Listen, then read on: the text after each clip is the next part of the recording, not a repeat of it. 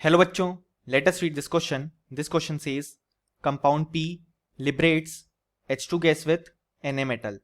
P gives white precipitate with Tollens reagent. There is no response towards Lucas reagent, and compound Q gives instant turbidity with anhydrous ZnCl2/HCl. And with sodium metal, 1 mole of compound Q liberates 11.2 liter H2 gas at STP. Find the structural formula of compound P and Q. और हमारे option हैं option A P is CH2 double bond CH C double bond OH. Option B Q is CH3C CH3OH CH2O CH3. Option C P is CH3O C triple bond CH. Option D Q is CH3C CH3OH CHOH CH3. So इस question को solve करने के लिए हमें जो की concept required होगा वो होगा सबसे पहले reaction with Na metal, then second होगा टॉलेंस टेस्ट, देन थर्ड होगा लूकास रिएजेंट टेस्ट, जिसे कि हम रिएक्शन विथ एनहाइड्रस ZnCl2/HCl भी बोलते हैं. सो अगर हम देखें तो हमें कहा गया है कि compound P H2 gas liberate करता है Na मेटल के साथ. तो अब हम ऑप्शंस चेक करेंगे.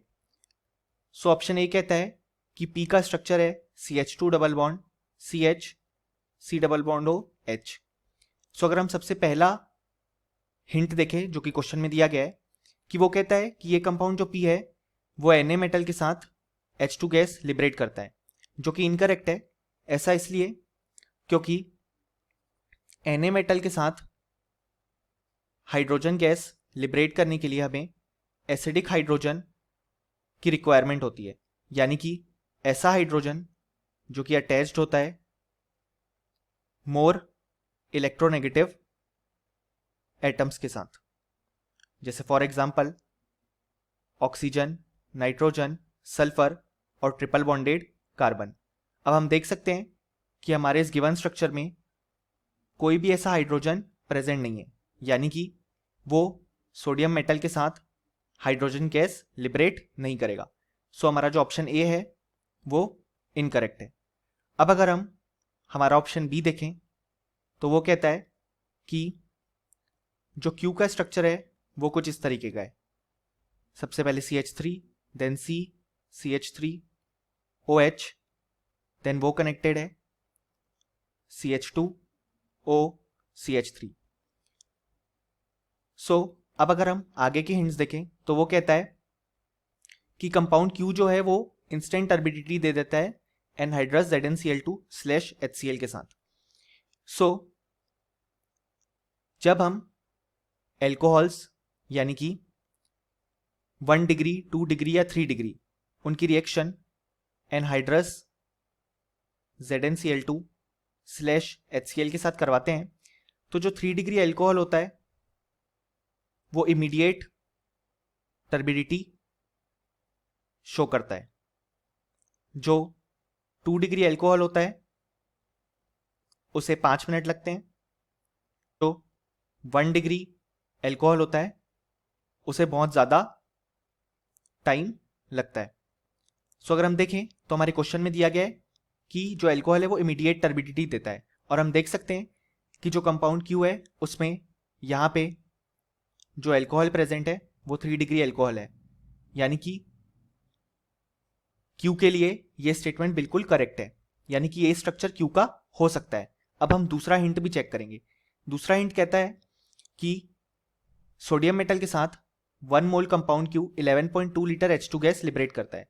सो 11.2 लीटर हाइड्रोजन गैस का मतलब 11.2 upon 22.4 moles of hydrogen gas, क्योंकि हम जानते हैं 1 मोल हाइड्रोजन गैस का वॉल्यूम होता है 22.4 लीटर एट STP, यानी कि half mole H2 gas liberate करता है. सो हम देख सकते हैं कि यहाँ पे एक एसिडिक हाइड्रोजन प्रेजेंट है, यानी कि hydrogen attach to electronegative atom जैसे ऑक्सीजन. अब यही हाइड्रोजन जब Na+ जब बनेगा तो इलेक्ट्रॉन जो रिलीज होगा उसको एक्सेप्ट करके half mole hydrogen gas form कर देगा। यानी कि ये स्टेटमेंट भी करेक्ट है, यानी कि क्यू का स्ट्रक्चर यही होगा। सो हमारा स्टेटमेंट भी करेक्ट है। अब अगर हम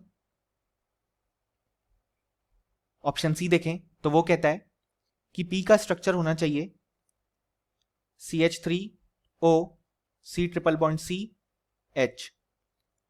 सो अगर हम देखें जो सबसे पहला क्लू था वो था कि ये लिबरेट करता है हाइड्रोजन गैस सोडियम मेटल के साथ।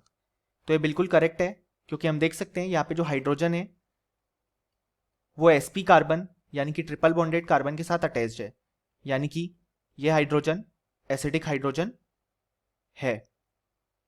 सो हमारा पहला क्लू करेक्ट है। अब हमारा दूसरा क्लू कहता है कि P gives white precipitate with Tollens reagent, और लुकास रिएजेंट की तरफ उसका कोई भी रिस्पॉन्स नहीं है। सो हम जानते हैं कि हमारे इस गिवन कंपाउंड में ये टर्मिनल अल्काइन प्रेजेंट है, और जो टर्मिनल अल्काइंस होती हैं वो टॉलेंस टेस्ट को पॉजिटिव रिजल्ट शो करती हैं, यानी कि P के लिए ये भी क्लू सेटिस्फाई हो जाता है। और हम देख सकते हैं यहाँ पे कोई भी एल्कोहल ग्रुप प्रेजेंट नहीं है। सो ये कंपाउंड लुकास रिएजेंट को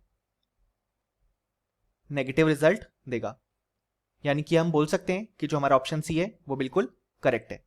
अब अगर हम हमारा लास्ट ऑप्शन जो कि ऑप्शन डी उसे चेक करें तो वो कहता है कि क्यू का स्ट्रक्चर होना चाहिए CH3 then CH3OH then CHOH CH3। सो अगर हम देखें तो क्यू के लिए जो पहला क्लू है यानी कि एनहाइड्रस ZnCl2/HCl के साथ जो रिएक्शन है उसमें इमीडिएट टर्बिडिटी आ जाएगी, यानी कि पहला क्लू सेटिस्फाई हो जाएगा। ऐसा इसलिए क्योंकि हम देख सकते हैं यहाँ पे जो ये वाला एल्कोहल है वो 3 डिग्री एल्कोहल है।